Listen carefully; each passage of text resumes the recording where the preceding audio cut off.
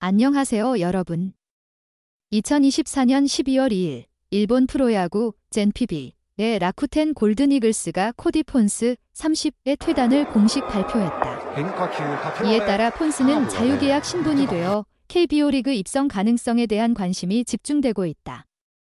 폰스는 MLB에서의 경험을 바탕으로 일본과 미국에서 활약한 바 있으며 이제 그의 향후 거취는 KBO 리그 팀들의 관심을 끌고 있다. 그중 하나 이글스가 그의 영입을 고려하고 있다는 소문이 돌면서 폰스의 KBO 리그 진출 가능성에 대해 더욱 많은 이목이 쏠리고 있다.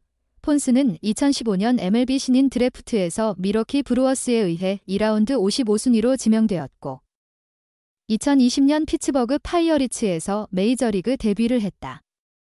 그러나 2021년에는 성적 부진으로 빅리그에서 다시 기회를 얻지 못했다.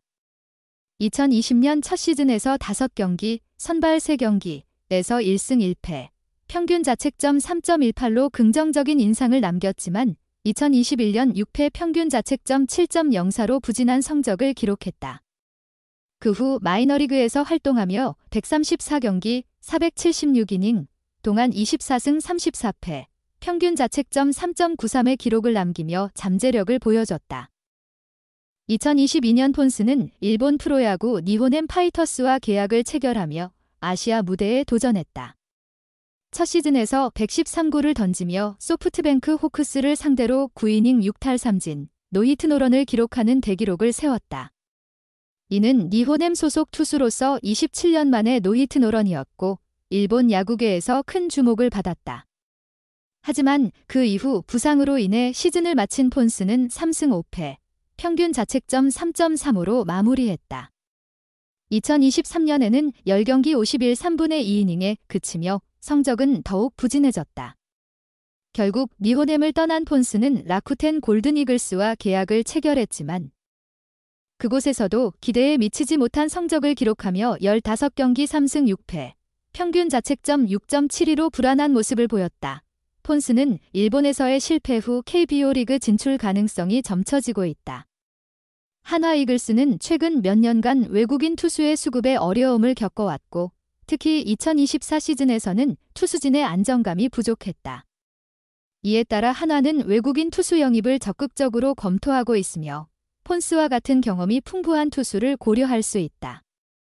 또한 폰스는 MLB와 NPB에서의 경력을 바탕으로 다양한 타자와의 대결 경험이 풍부하여 KBO 리그에서도 빠르게 적응할 가능성이 크다. 폰스의 강점은 무엇보다도 경험이다.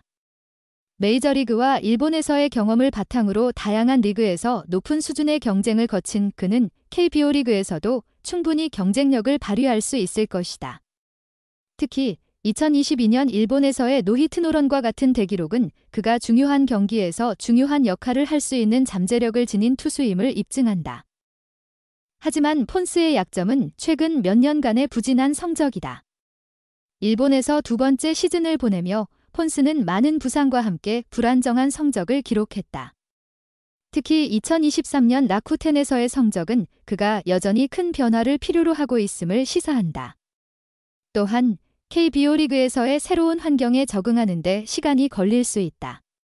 이러한 점에서 한화 이글스가 그의 영입을 결정하기 전에 철저한 평가가 필요할 것이다. 코디 폰스는 한화 이글스와 계약을 맺을 가능성이 높다고 할 수 있다.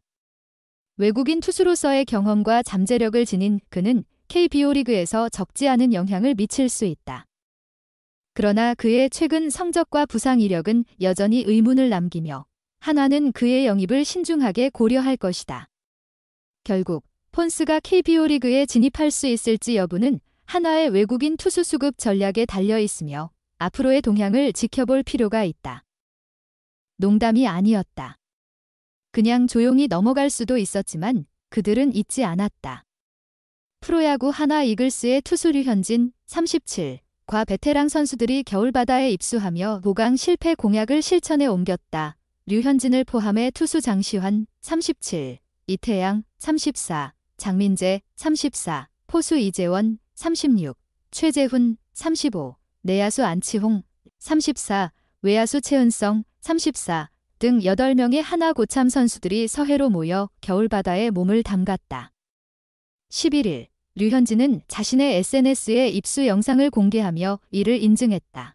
12월 중순의 차가운 겨울날 한화의 베테랑 선수들은 모두 얇은 트레이닝복을 입은 채 바다에 뛰어들었다. 이태양은 아예 상의를 벗고 입수했다. 선수들은 하나, 둘, 셋을 외친 뒤 동시에 찬 바닷물에 머리를 담갔다. 짧은 시간 동안 찬 바닷물에 들어간 뒤 선수들은 모두 흠뻑 젖은 채로 몸을 움츠리거나 발을 구르며 추위를 견뎠다. 몇 초에 불과한 영상이었지만 한화 고참 선수들의 진지함을 엿볼 수 있는 순간이었다. 류현진은 팬들과의 약속을 지키기 위해 겨울바다에 다녀왔습니다. 내년엔 더 잘하겠습니다라는 메시지를 남겼다. 한화 고참들의 겨울바다 입수는 시즌 전 공약에서 비롯됐다.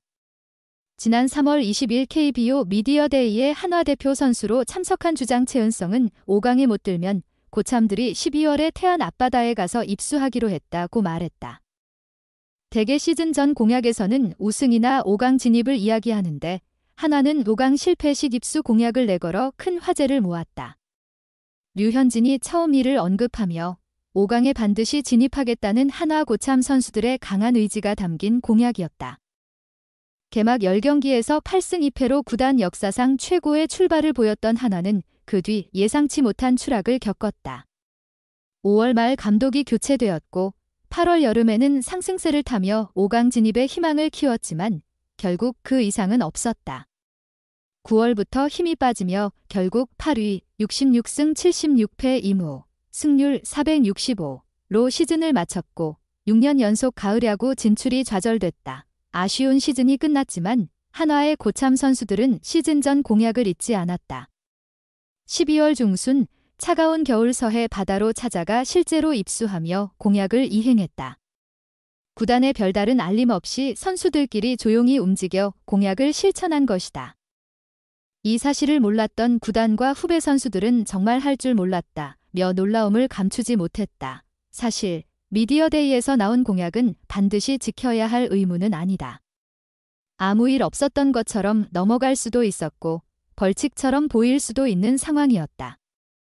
하지만 한화의 고참 선수들은 이를 가볍게 넘기지 않았고 내년 시즌에 대한 강한 의지를 보여줬다. 한화는 시즌을 마친 뒤 단 3일만 휴식을 취하고 대전에서 훈련을 재개했다.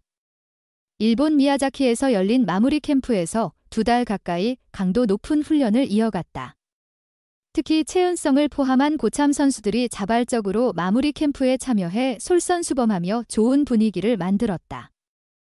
김경문 감독은 우리 고참들이 열심히 해줘 캠프가 좋은 분위기로 진행될 수 있었다며 감사함을 전했다. 한화는 내년 대전 새 야구장 개장을 맞아 BI와 유니폼을 새롭게 변경하며 완전히 새 출발을 한다. 또한 외부 FA 선수 2명, 범상백, 심우준을 영입해 전력을 강화했다. 올해 28경기 158 3분의 1이닝 10승 8패, 평균 자책점 3.87, 탈삼진 135개로 팀 내 유일한 규정 이닝 투수로 활약한 류현진은 지난 3일 2024 조아제약 프로야구 대상 시상식에서 내년에 꼭 가을 야구를 하고 싶다.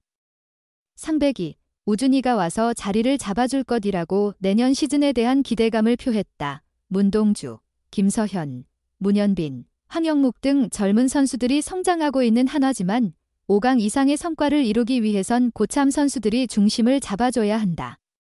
겨울바다 입수로 고참들이 보여준 결단력이 내년 한화의 대도약을 위한 전환점이 될지 귀추가 주목된다.